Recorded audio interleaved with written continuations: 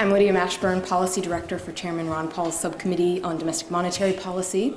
On behalf of Congressman Ron Paul and his office, welcome to the second in our three-part afternoon tea lecture series on the basic principles of money. Today's question is going to be, what is constitutional money? This is following up on our first lecture, which was, what is money? At that lecture, if you missed it, we had Professor Joe Salerno come and talk about money. Essentially, money is a natural market-driven phenomenon that satisfies, fulfills the properties of indirect exchange. So money is a commodity. Throughout history, various entities or various things have fulfilled the role of money. Things salt, leather, cattle, and of course, silver and gold. So if money is this naturally occurring market phenomenon, why is it that governments are so involved in money? Which brings us to today's question. What is constitutional money? The founders they had a very particular understanding of money based on their own historical circumstances and some rather disastrous experiments with money that governments did. Based on this understanding, they put in some provisions in the Constitution to help ensure sound money existed throughout our great nation. Unfortunately, those provisions have been either misinterpreted, misunderstood, or completely forgotten. And I'd say today, it's pretty much we've completely forgotten why the founders put in certain provisions or what their understanding of those provisions was. So I am delighted to say that we have, to talk to us about constitutional money, we have Dr. Edwin Vieira, Jr. Dr. Vieira holds 4 degrees from Harvard, including his JD as well as his PhD. He's also the author of this lovely work, Pieces of 8. This is 2 volumes, more than 1,700 pages on constitutional money. Its full title is Pieces of 8, The Monetary Powers and Disabilities of the U.S. Constitution. So to give us sort of a Cliff Notes version of this magnum opus, he will be answering the question, what is constitutional money? So please join me in welcoming Dr. Ed Vieira.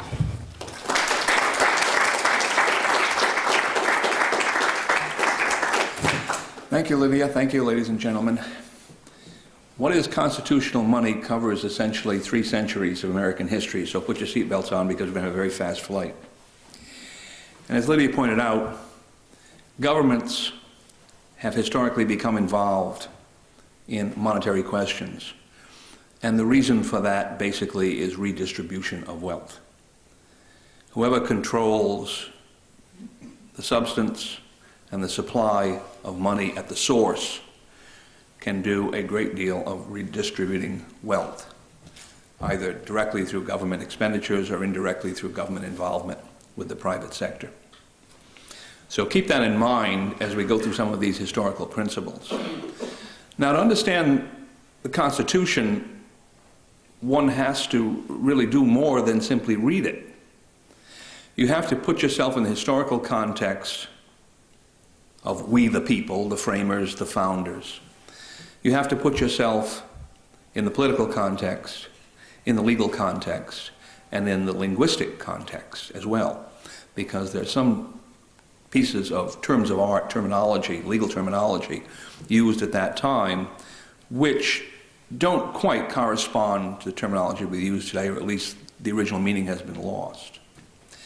Now, historically, if you go back to the colonial period, pre-constitutional period, The colonies, generally speaking, had no power and did not claim a power to coin money. There were some desultory attempts in Massachusetts and Virginia, but they mostly fizzled out because that power was one of the prerogatives of the king and was jealously guarded. And if you read Blackstone's commentaries on the laws of England, which anyone who wants to study the Constitution should start with, because it puts you into that historical legal context of Anglo-American law at the time, Blackstone discusses this prerogative of the king, which was essentially to take a standard, the pound sterling was the one that England adopted, and then arithmetically regulate the values of all of the coinage with respect to that standard. Pretty simple process.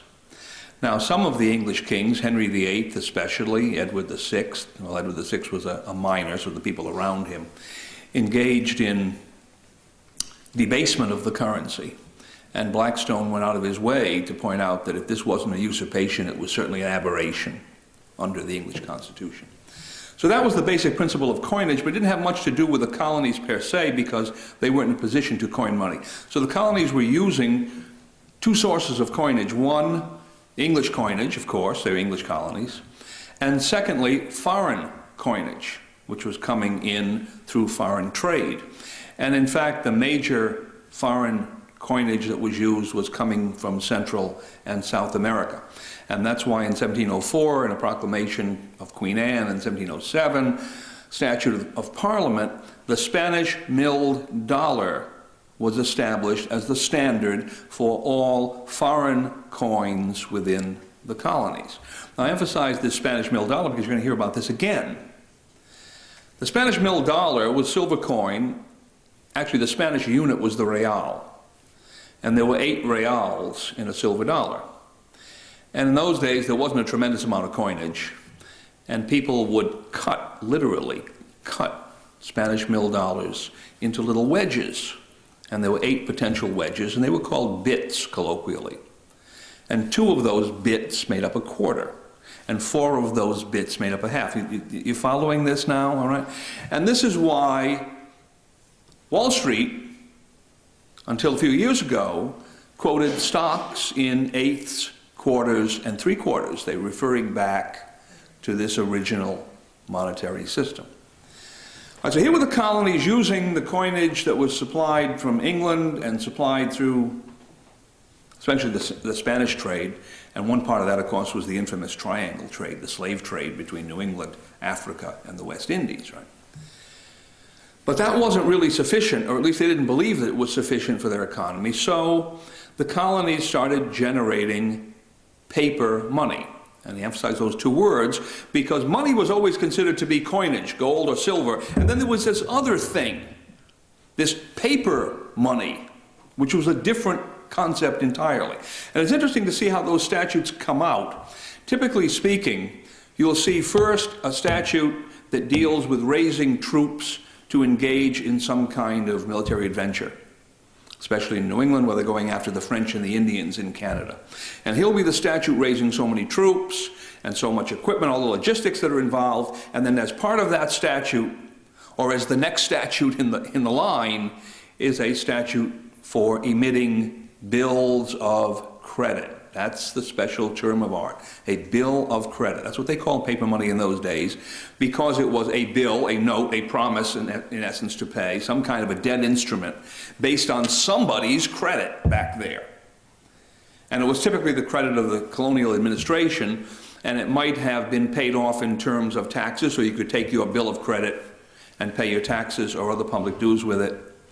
Or it might have been a redeemable bill of credit at some point in the future that colonial administration would pay in silver or gold, supposedly the face value of those notes.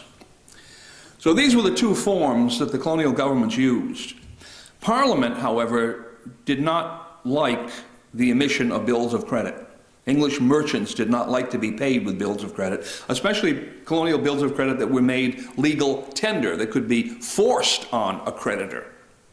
So Parliament passed 2 statutes in the middle 1600s extremely limiting the ability of the colonies to emit these things, especially with legal tender character. All right, so there's the background. Now we come to the period of the War of Independence. The 13 colonies become 13 independent states and now start asserting for themselves the full panoply of governmental authority with respect to essentially everything, from potentially coining money, although none of them really did, all the way to raising troops and fighting a war. The first document of consequence that you need to think about is the Articles of Confederation, because that's the precursor to the Constitution. The Articles of Confederation created a Congress which had both legislative and executive authority.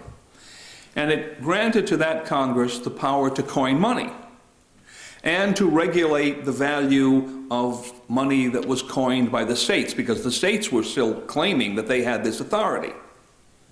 Secondly, it granted to Congress the power to borrow money or emit bills on the credit of the United States. And notice they were treated as two separate powers: power to borrow or power to emit bills to create this kind of paper money, paper currency. And in fact, Congress used the second of those powers. Didn't do any coinage of consequence. They put out a couple of base metallic coins. But they certainly used the power to emit bills. And they generated a paper money, paper currency called the Continental. And I think everybody knows the economic history of the Continental in the phrase, "not worth a continental." For one reason or another, especially over issue and the fact that Congress had no power to tax, so that it really didn't have a credible way to say that it was going to redeem these things. The purchasing power of Continentals dropped terrifically, and eventually they went, I think, about 200, 212 to 1 when they were finally paid off. Now, the states also engaged in the printing of bills of credit of their own. So you had bills of credit coming out of Congress, you had bills of credit coming out of the states, and you had essentially a near hyperinflationary event that went on that period of time. Stagflation, wars won, you have stagflation, appreciation of all of these paper currencies. During the war, Congress had asked the states to make the Continentals legal tender so that they could be forced on merchants, especially if they could buy materials for the war. And eventually that didn't work out too well, even with price controls and all sorts of typical government intervention. They had to give that up, and legal tender provisions were repealed. So now we're in a position of essentially economic chaos. And what's interesting is that the same people who had fomented this economic chaos, the same people who had been in the Continental Congress, the same people who had been in the state legislatures, many of them now repair to Philadelphia for the Federal Convention to deal with the drafting